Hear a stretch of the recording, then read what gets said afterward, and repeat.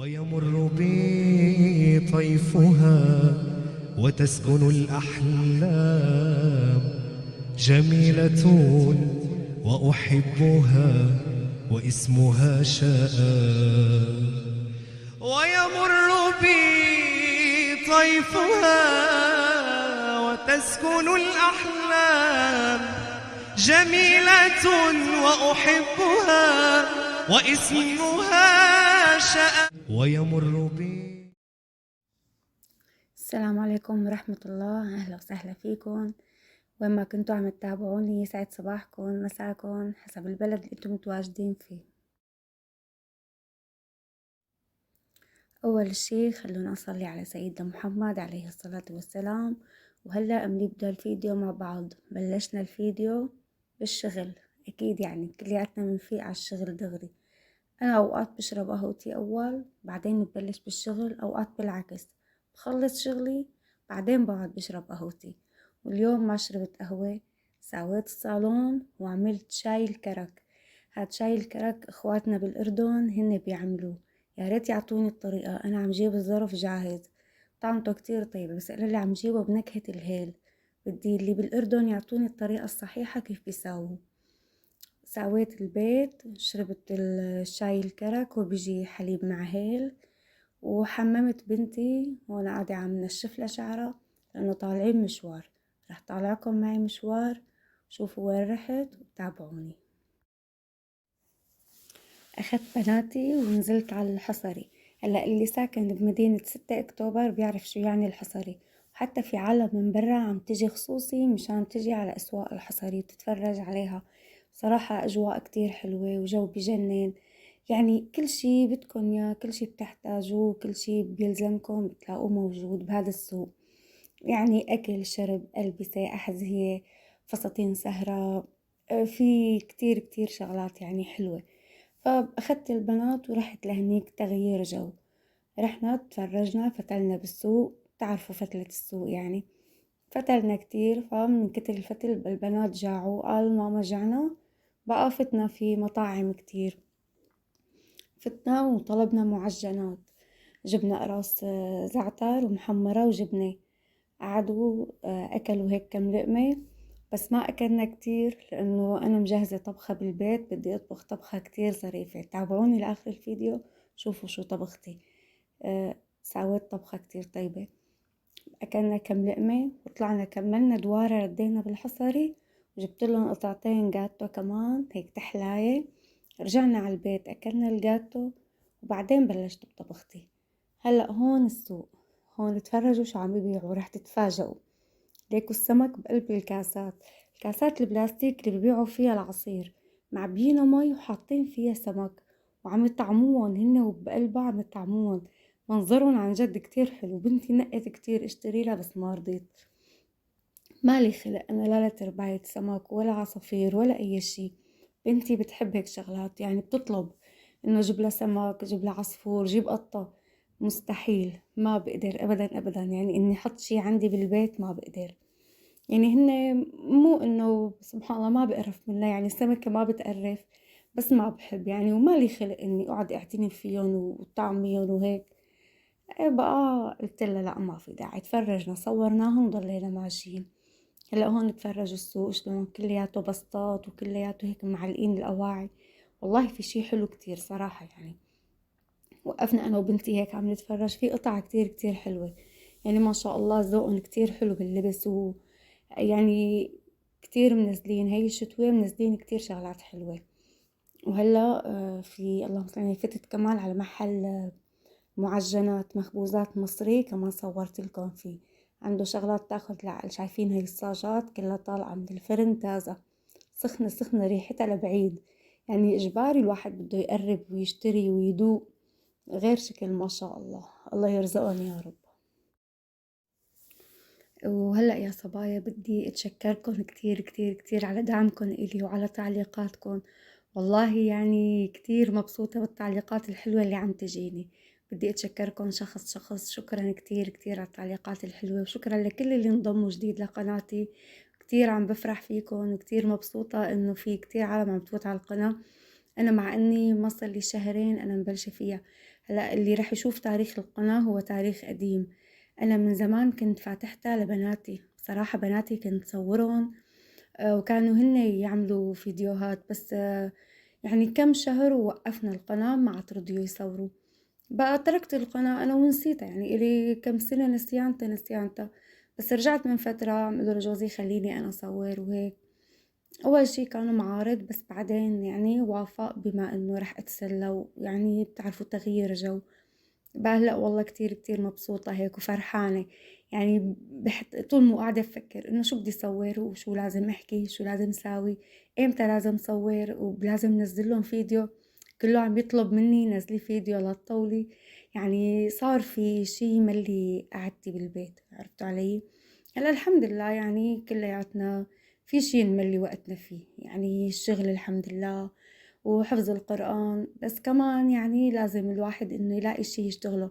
هلا بصراحة يعني مو معتبرتها تسلاية على قد ما معتبرتها هي شغل. إن شاء الله يا بنات ادعولي إنه تمشي القناة واشتغل، ويعني تشتغل معي واستفاد من وراها. شفتوا انتو يعني الأوضاع شلون صايرة، بركي إن شاء الله بستفاد. يعني هي حلوة بكل الحالات، لو ما استفدت بوجودكم معي، استفدت بمحبتكم. الله يسعدكم يا رب ويخلي لي إياكم. هلأ هون متل ما قلتلكن من كتر الفتلة جاعوا البنات، جينا قعدنا طلبت لهم معجنات وقعدنا أكلنا. بصراحة كان الأكل كتير كتير طيب. هلا احنا ما طلبنا كمية كبيرة، قلتلكن طبخة بآخر الفيديو ناطرتنا أنا وياكم. واللي بده طريقة هاي المعجنات أنا منزلتها على قناتي، اكتبوا طريقة المعجنات مسامر سورية بتطلع لكم. أنا ساويتها على القناة عندي كمان، كانت كتير كتير طيبة. رجعوا شوفوا الفيديو ورح تشوفوا أنا كيف عاملتها. يعني أنا بحب شغل البيت كلياتها، سبحان الله بنحب يعني ناكل جاهز، بس أنا بلاقي شغل البيت أطيب، ما بعرف ليش، أطيب وأنظف بكل الحالات. مين مثلي مين بيشجعني إنه شغل البيت أحسن بكتير من برا، وفي عالم بتفضل تاكل من برا، يعني كل واحد هو وذوقه. سبحان الله. هون هلا عم بتفتل وورجيكم. أنا هلا إذا بتلاحظوا كل نظري على الأحذية الصغيرة.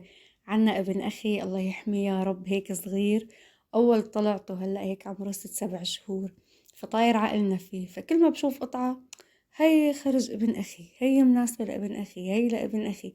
فوالله طاير عقلي فيه ما شاء الله، الله يحميه يا رب ويسعده، وهيك يجعله من الصالحين يا رب. فشايفين هلا هون أنا ماسكة عم بسأل البياع إنه هي بتلبس لعمر 6 شهور، قال لي لا لأكبر. فبدي كان شي، بس أنا كمان بنفس الوقت كنت خايفة إني أخذ له شي ويطلع كبير أو صغير. وانتو إذا بتعرفوا اللي متابعني من قبل بيعرف إنه بيت أهلي بعيد، يعني مو كل يوم بروح لعندهم. فقلت لحالي خلاص بلاها، بس يجي لعندي إن شاء الله باخده وبشتري له اللي بده إياه. يبشني قلبه والله ما مصدقة إمتى أشوفه. والله يا بنات يعني بشوفه مثلا أنا كل شهرين، بس بنضل متعلقين فيه، بدقلهم كل يوم بشوفه فيديو.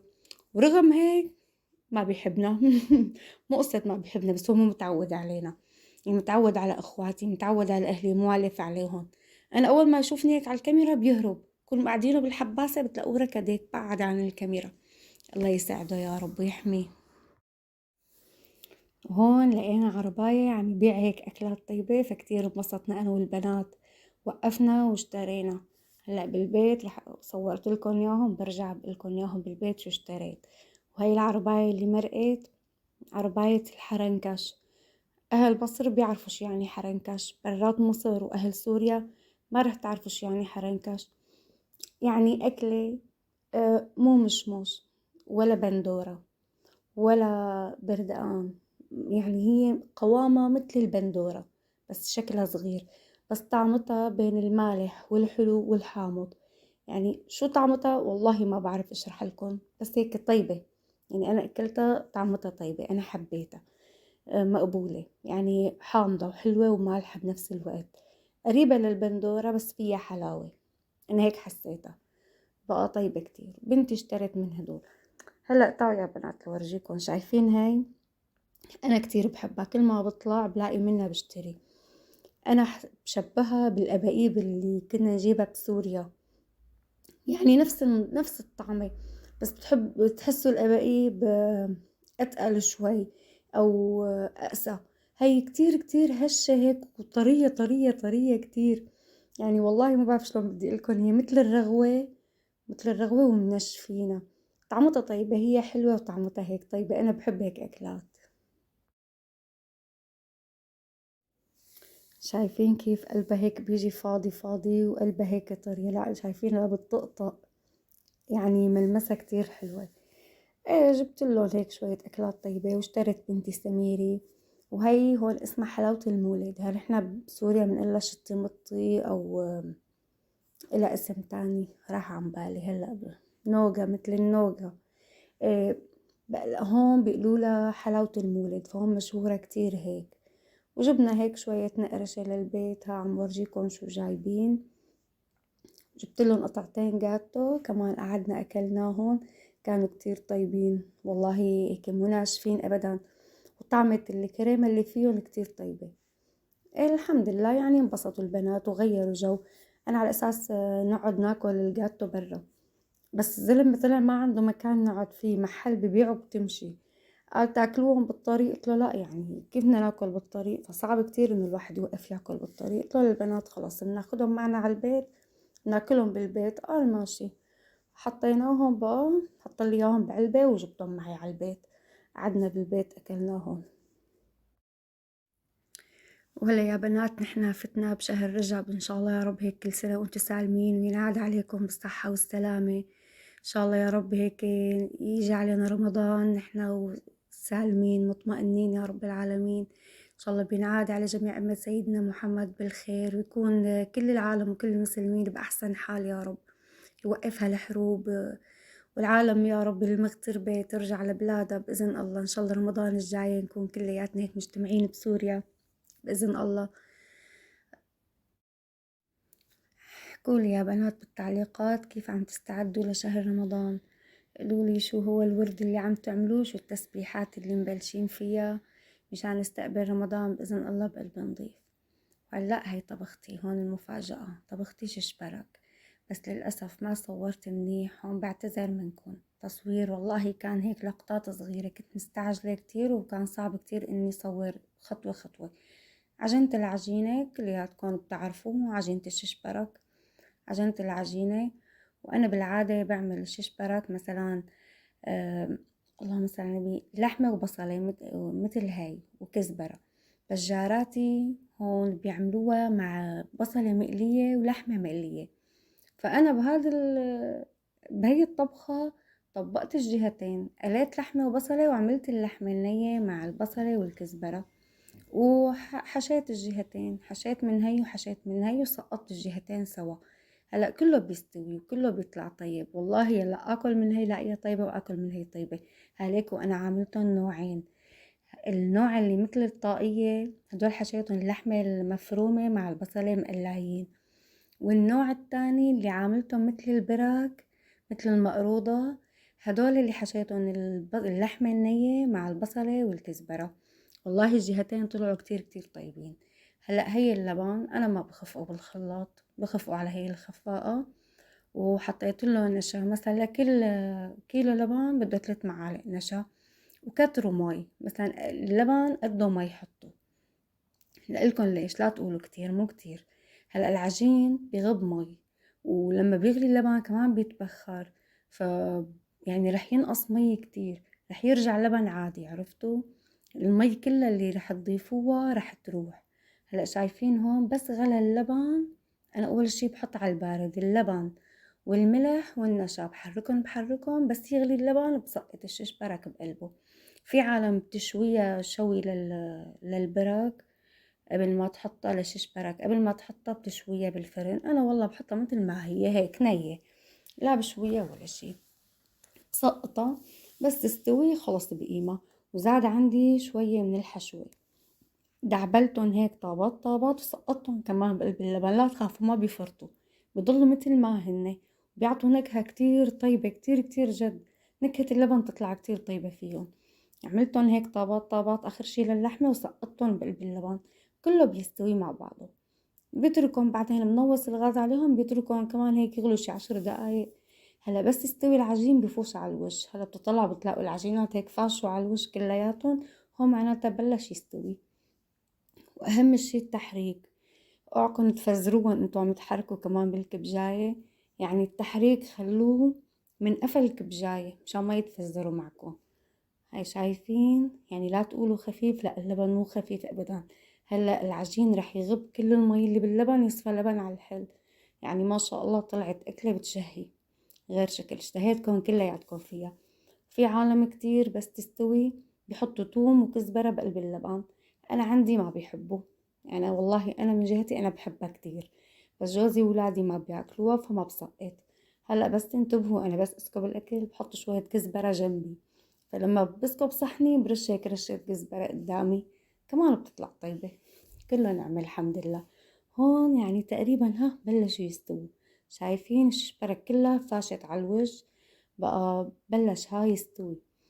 بقى بهالمرحلة أنا سقطت اللحمة ما بتاكل كتير وقت، يعني ما بدها كم غلوة بتلاقوها استوت دغري، لأن هي لحمة ناعمة مفرومة فدغري دغري بتاخد استوا.